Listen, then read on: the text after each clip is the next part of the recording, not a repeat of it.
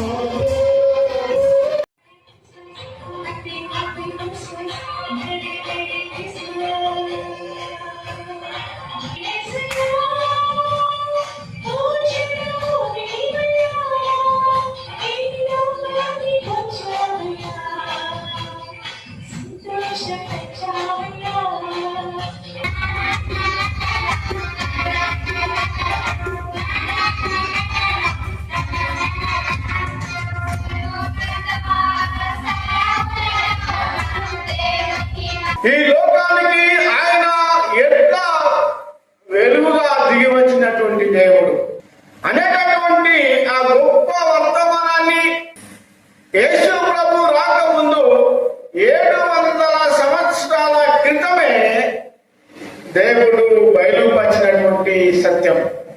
ఆ వెలుగు అనేటటువంటిది ఎవరి కోసం అనేటటువంటి సత్యాన్ని మనం చూసినప్పుడు యెషయా గ్రంథము 9వ అధ్యాయము 2వ వచనం చూసినప్పుడు చీకటిలో నడుచు జనులు గొప్ప వెలుగును చూచెదరు. చీకటి అనేటటువంటిది దేనికి సాదృశ్యం?